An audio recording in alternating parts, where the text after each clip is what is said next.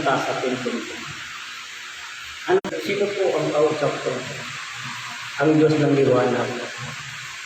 Yung panahon noon, ang panggagalang sa tingin. Ang paggagalang sa imbis maano tayo, ganun na lang daw ang sasabihin. Tulad ng isang ina natin, ang magandang hapon po, magandang umaga po. Idikit ang dalawang kamay, idikit dito sa puso at yuyuko sa respeto sa mga tao para ibigay yuyuko sa kanya at dalawang kamay idikit babaw sa kanya, respeto yun. Yun ang panahon noon ang pagrespeto sa mga tao. Sa pari naman, ang mag-bless ka sa kanila, hawakan ka ng ulo. Ulo. Marami na mga gawain noon ang respeto, basta kahit mga mga lahi. Yoyo po, magandang hapon po sa inyo. Magandang gabi po. Tapos, mag-usap na, kumusta na kayo po? Ano ba kayo, kalagayan natin po anong panahon na ngayon, anong pagkisaya natin. Ang sabi ng mga, ibalik ninyo, maganda yan. Dahil yan ang tinatawag ng respeto. Kasi, hindi mo makikita sa isang tao kung magalang ba siya o hindi. Dahil minsan mag-press ka, ganun lang. Sige, ganun lang. Di ba? Ang gusto ng ama, tama hindi? Oh, sabi niya, pagmano ka?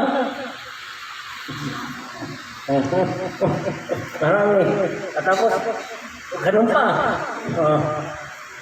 Ang gawain talaga, sabi niya nga, ang tunay pagmamano, idikit ang dalawang kamay at ilagay sa puso, yumuko. Ibig sabihin, ginagalang-galang mo ang kaharap mo. Maganda ba yun na hindi? Maganda po. Simula ngayon, Happy Father's Day, ang ama natin at yung sa langit, yun ang gustuhan niya. Ang mga gawain na magandang irespeto sa mga tao. Tignan ninyo, kahit sa labas. Magandang hapon po, magandang umaga po, Father. Di ba, minsan nagkaganon tayo. Kahit sa mga iba bang bansa, ganon. Dahil ang dalawang kamay yan, ibig sabihin, Amen. Yumuko ka, respeto yun sa kanya, inilagay mo sa puso at siya, ginagalang-galang mo. Dahil may paliwanag tayo. Dahil lahat ng bagay at mga sinasabi nila, kailangan at mayroon ipapaliwanag. Sa pagdikit ng iyong kamay, ibig sabihin yun, para nagpasalamat ka, Amen. Namin mo at siya ikaw ay galang-galang ko. Ilagay mo sa puso at babaw. Ibig sabihin, kagalang-galang tayo. Ako, nasa harap mo. Dahil ang lahat man ang mga ginagalang, ang pinupuri ng Diyos. Amen. Hindi na yan. Paano? Paano? Yun, sabi hindi. Minsan, kung may singsing siya, masakit sa tipo. Ha? Oo, may singsing ka para kung inugulat. Dahil ang sabi ng ama, kailangan kagalang-galang ang sabi niya, magandang umaga po, magandang hapon po, nanay, tatay, magandang hapon din kaibigan. No? Dahil yun, ibig sabihin, ninirespeto natin ang bawat isa sa atin. Yun ang regalo sa atin ng Happy Father's Day. Ang gusto na yan. Kasi ang gusto ng ama, ano man ang gawain noon, gusto niya ibalik natin ngayon. Tignan nyo, marami nang bumalik. Ang panahon ni Moses, ang mga bato at baston. At nandito sa panahon ni Jesus Christ ngayon, ay siya nagtubos. Ang pagkagamot niya ay tubig at magpapaliwanag siya sa mga tao at magbalik loob. Kung ano man ang gawin noon, ganun din ang ginagawa ngayon. Di ba? Kahanga-hanga kung tayo ay isang tao ay Mami, magandang umaga po. Ibig sabihin yun, ginagalang natin isang ina at ikaw ay umupo. Ibig sabihin, respect sa kanya, kagalang-galang.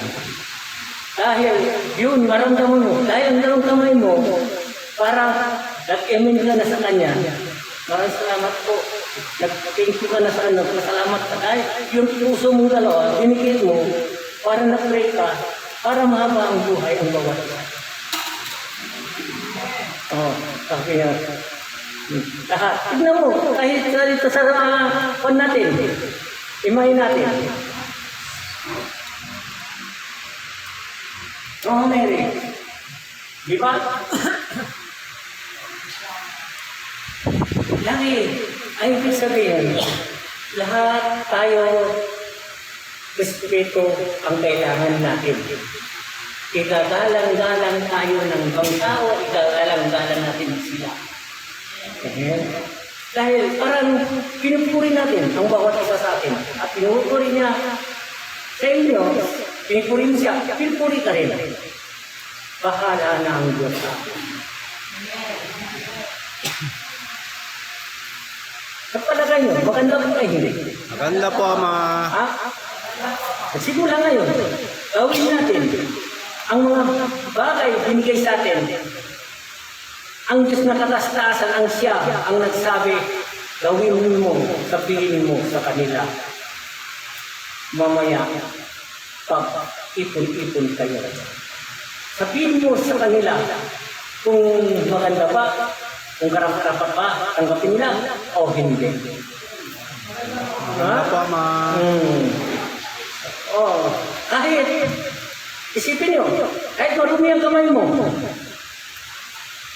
kahit kumain ka, marumi kamay, wala problema, pwede mong i-respeto siya, hindi mo naman siya hawakan, at babaw ka lang, at galang-galang, hanggang lahat saan ang gawain ng mga galang-galang, ang Diyos ay nasa kanya. Dakila, ang Ama, ang tunay nating kaligtasan. Dahil diyan tayo ang pagbabago ng lahat. Dahil ang gawain natin, kung tayo ay naging talagang laging gagawin natin yun.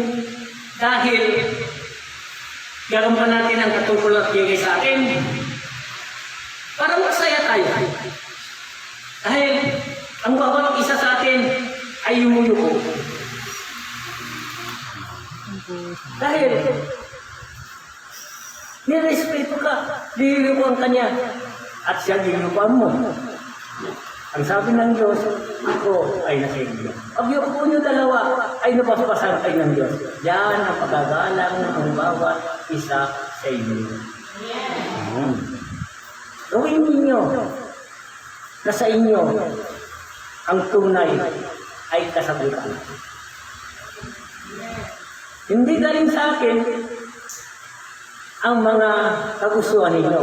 Galing sa inyo. Ang lahat, ang mensahe, ginaba sa akin, sinishare ko lang sa inyo. Gusto ko rin malalaman ninyo ano ba ang karapat-dapat kagustuhan ng tao at ang Diyos. Hindi ba masaya kung yuyuko pa sa isang tao? Opo, Ama. Ha? Hindi na kayo masaktan. Kung may sing-sing siya, hindi na kayo matatamaan ng ibukol. Minsan, pag may sing-sing na kayo.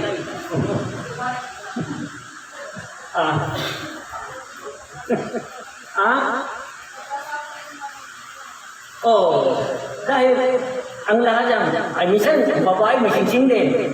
Mano ninang, may sing-sing na kayo. Dahil ang sa pagayok, tennis ko, ababa, pwede. Kung bata lang, Kahit ang kamay mo, iabot mo. Para ang bata ay matututo. Pag edad na ka na, alam niya na. Kahit saan ka pumunta, kahit anuman ang bagay maharap mo, basta ikaw yumuko, at lahat ang kaluban nila ay masaya. Dahil sa pagdadalan yun. Kahit saan ka pumunta. Ay, may checkpoint dyan, basta yumuko ka sa kanya, magandang gabi po, sir. Ibig sabihin, kagalang-galang ka. At sila naman, kagalang-galang ka, kagalang-galang yung makakita sa'yo. Sige na po. Ay, sa tingin ng tao, ay mabuti ka. Tao. Kahit saan ka pumunta, kahit sa doktor ka, kahit sa pare ka. Father, magandang umaga po. Pag niyuko yan, 100% niyuko din siya. Dahil yun din, ang karamihan ng kagustuhan sa kanila. Kahit sino man tayo, kahit anumang pasto man, anuman, basta ginaba mo ang dalawang kamay mo, dikit mo ang dalawang kamay mo, at ilagay mo sa puso, ibig sabihin, galing sa puso ko ang respeto ko sa inyo. Ayan. Alang tunay ng kasabihan ng sabi ng Diyos, ang pag-ibig ay nandyan na sa inyo. Kayo ang magdadala ng pagmamahal, ako ay nagagabay sa inyo. Nakakuha na kayo ng aral ng Pag-respeto. salita ng Diyos. Salita ng Diyos. Dahil ang salita ng Diyos ay isang pag-ibig. Bawat anuman ang bagay at anuman ang mga sasabihin sa akin, sinisihir ko lang sa inyo. Dahil yung Happy Father's Day, parang kaarawan ng Father's mga Day sa ating ama. Father. Ang kaarawan ng ama, ang siyang pundasyon. Alam niyo, ang pundasyon. Ang ngayon tanong ko, ang kaarawan ng ina, Mother's Day, ano ba ang ilaw ng tahanan? Ano ba ang katungkulan ng gawain ng ilaw ng tahanan?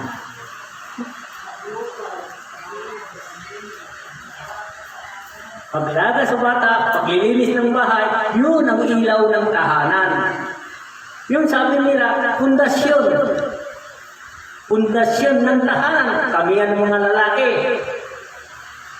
Anong gawain ng mga lalaki? Maghanap ng paglalagay sa loob ng bahay ng anuman ang karapat-dapat ilagay. Pagkain, anong kagamitan, yung lalaki, ang kanyang gawain, siya naghanap ng buhay.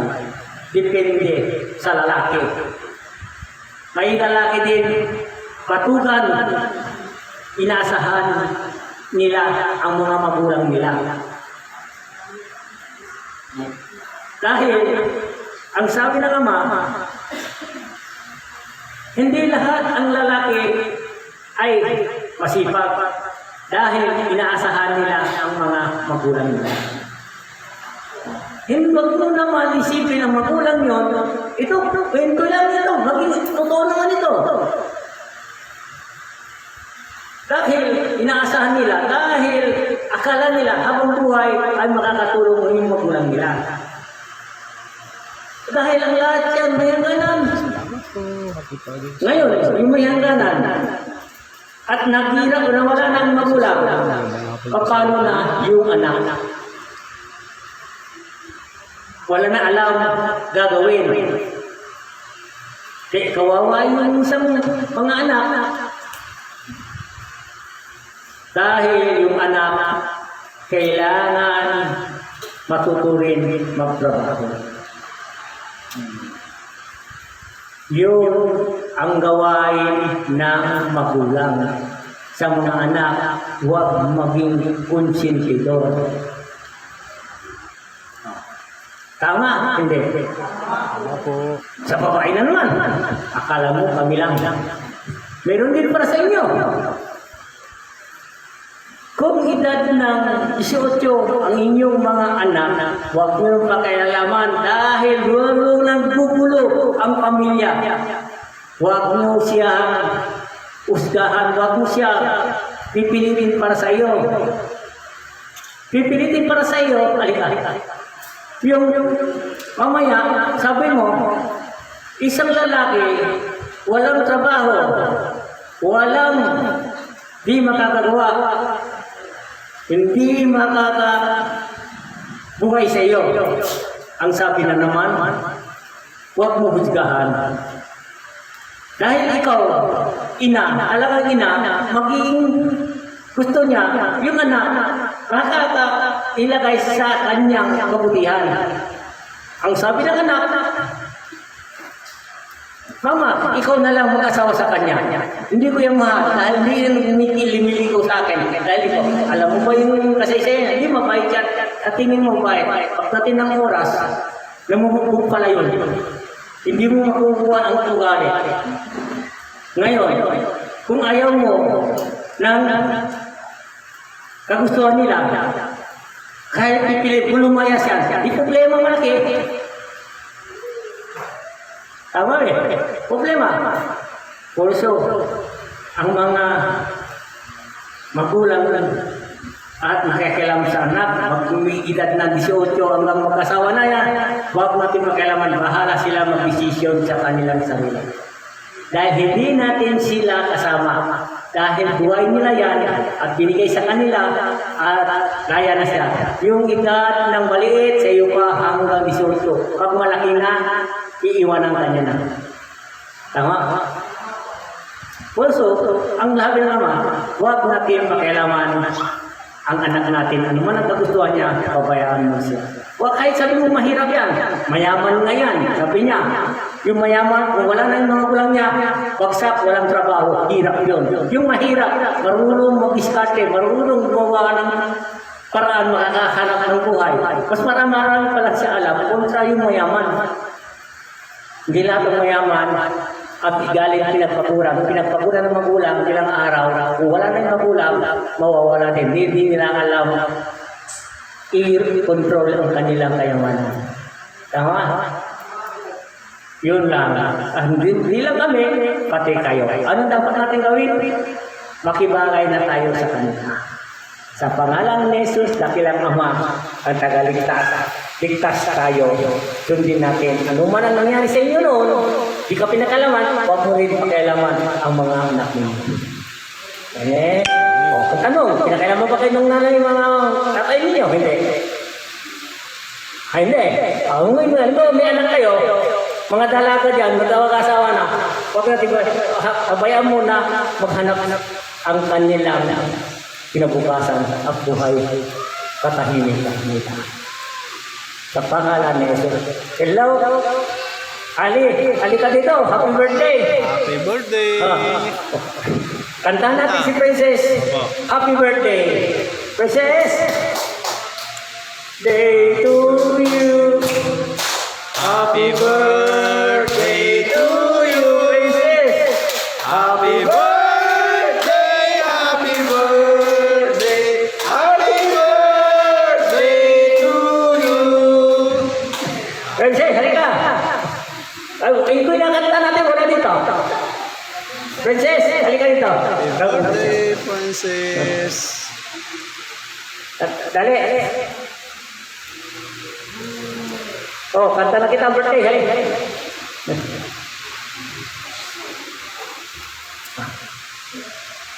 Happy birthday. 1, 2, 3. Happy birthday to you. Happy birthday to you. Happy birthday, happy birthday, happy birthday to you. Happy birthday to you. Happy birthday to you. Happy birthday, happy birthday, happy birthday to you. Look, siya lang din. Wow! Happy birthday! Happy Ilan taon ka na? birthday, Princess. Ilan? Oh. O, tingnan sila. Oh, mamaya kakain sila, ano? Birthday, ano? Bakit ka malungkot? Kung mamaya, dahil ito, ang simbolo natin galing tayo sa bata. Ngayon, birthday ng bata, happy birthday ngayon. Di ba masaya, no? Dahil ang lahat, kailan naman susunod ako yung Father's Day.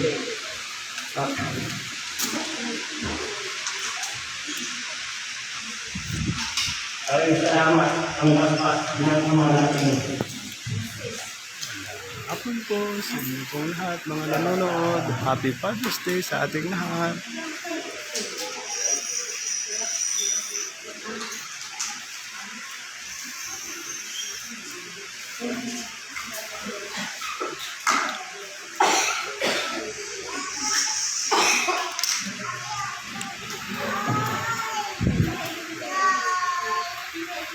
Ano tayo sinton?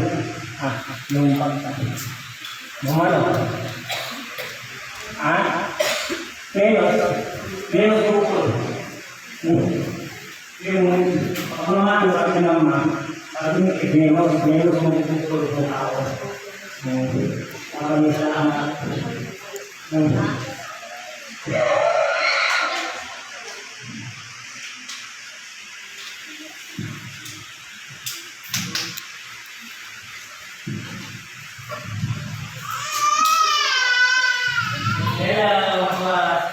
Ano yan?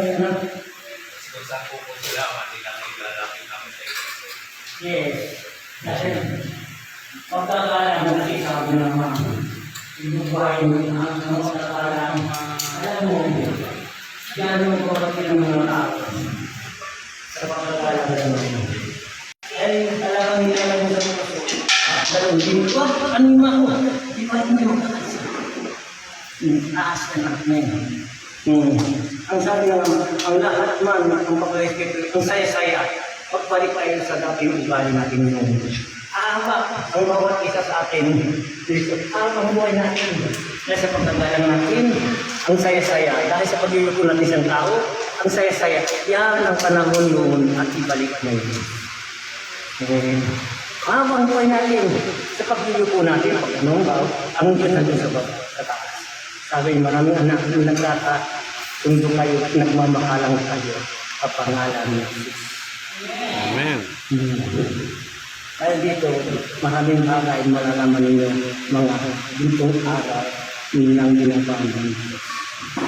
Hindi nyo alam, at sa salita ko, hindi ako nagbabasa, kahit yung mensahe galing sa taas, pabago-bago ang kanilang mensahe dahil nakalagay sa Biblia.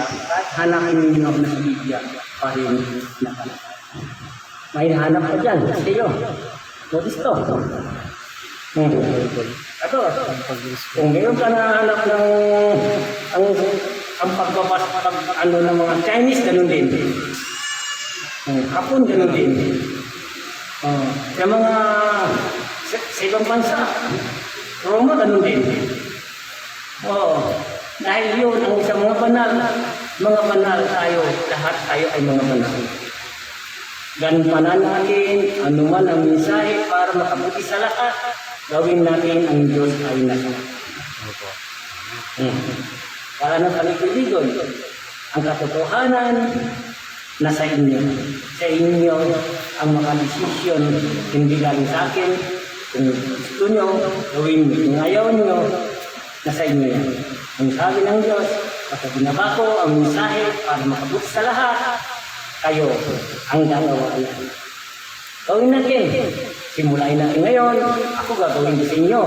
Babawa ko dahil gagalang-galang ko kayo. Ano lang para kang ama, para hindi na kayo mahirapan. Yan ang tawag ng mga hari. Panahon noon, ganoon ang mga kanilang pagpapagay. Ibig sabihin, bumalik kayo ng panahon noon. Maganda kami, ma. Maganda po, ma. Masaya. Masaya pa, ma. Simula ngayon, wala na pwede gumawak ang bawat isa sa kamay ninyo. Dahil hanggang respeto natin, kamay ninyo, dahil pagdikit ninyo, ilagay nyo sa puso, pinuso nyo ang pag-alam nyo sa kanila. Hanggang yung tukay, ibig sabihin, at kagalang-galang. Yun ang salita ng Diyos. Amen. Train ninyo, makikita ninyo ano bang kasaya sa puso natin at isang tao ay nirespeto mo. Pagyuyuko mo, ang siya ang sinasabi.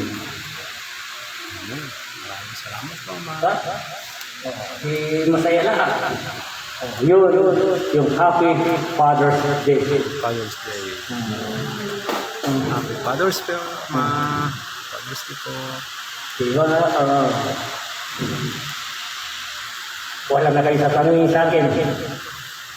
Maganda sana may tatanungin kayo at sasagutin ko kayo. Wala. Kasi sa akin naman, ako magtanong, ako rin ang sasagot. At nagtanong ako sa kanila, sinasagot ako, sinishare ko sa inyo.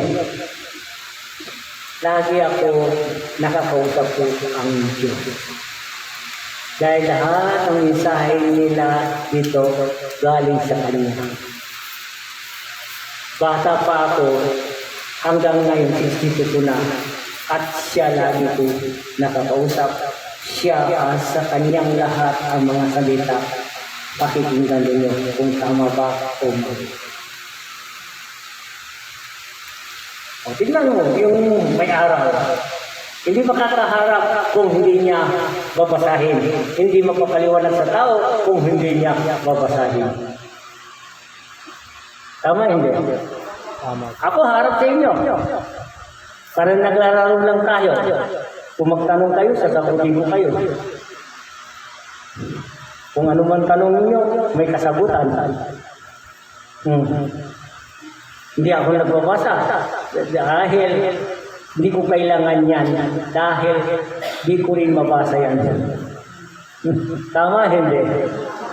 Ang tanong nila sa akin, Ama, ang Biblia, di ko kailangan yan. Bakit? Kasi hindi ako marunong bumasa. Ang kailangan yan, yung mga tao marunong bumasa. Anong gagawin ko dyan? Titignan ko lang. O ngayon, ano makukuha ko dyan, makupulot ko dyan? Bawat salita ko nakasulat naman dyan sa Biblia. Also, ang lahat yan nasa Biblia, ang ang kasagutan. May nabasa ka dyan sa Biblia? Ha? O yan. Sila nagbabasa ng Biblia, ako hindi.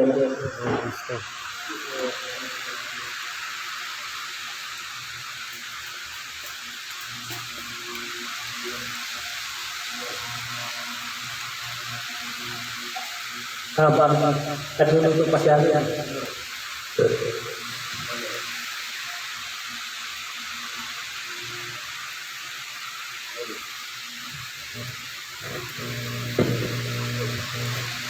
Wala.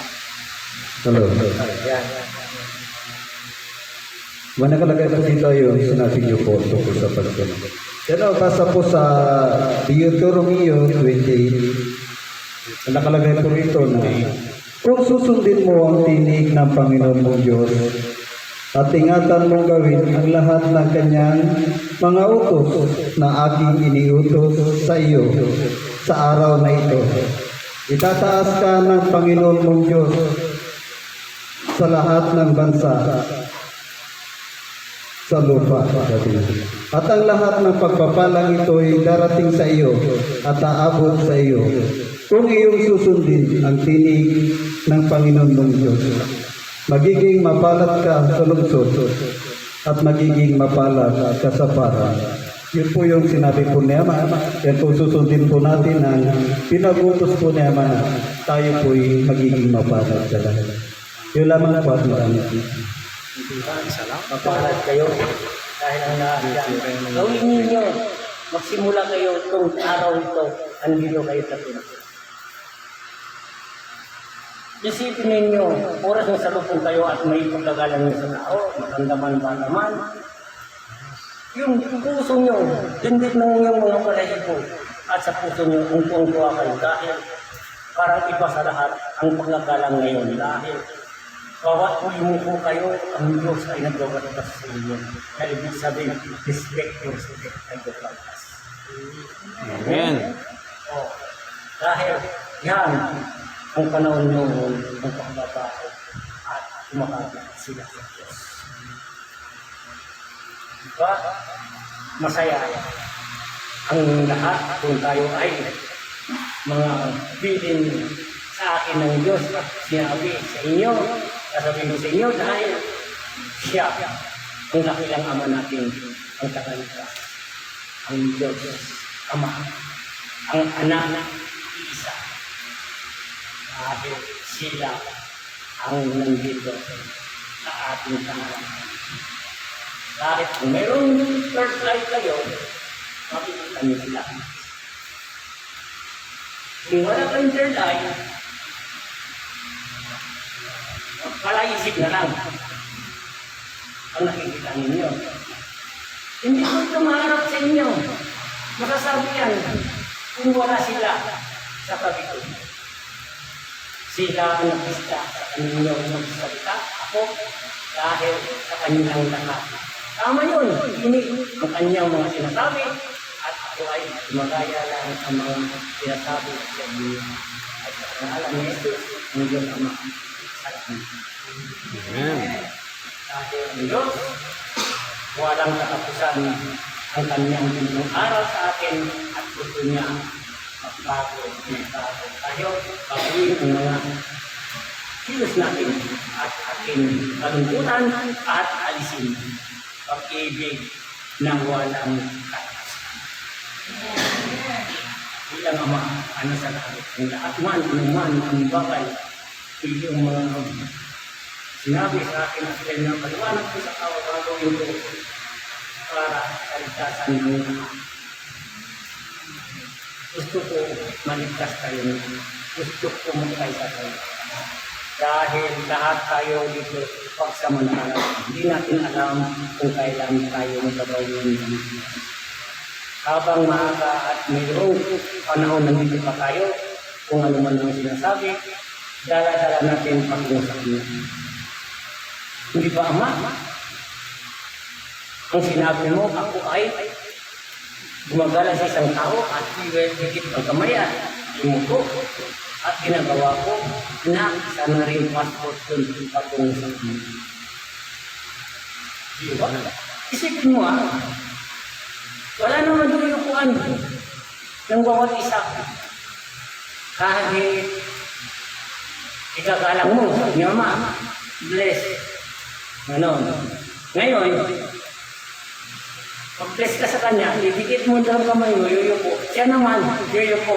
Yun, ibig sabihin, respect to respect. At ilagay ko sa puso at sa isipan at imuko sa iyo.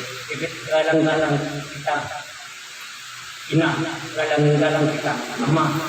Dahil ang lahat yan, ang pag-ibig, ang siyang mag-ahari mamaya. So, yan. 100% at blessing sa inyo ng Diyos ng pag-ibig. Mawawala ng anuman ng gawain masama dahil yumuko ka na sa Kanya, yumuko ka sa akin, magyukuan tayo kaya ang Diyos ang magpapasok sa akin. Yun lang, as a father, happy Father's Day. Happy Father's Day. Bilang Ama natin. Maraming salamat sa mga mensahe at nandito pinabaan. Sino gusto mong salita? Wala. Ay, wala. Wala sila. Salamat, Mama.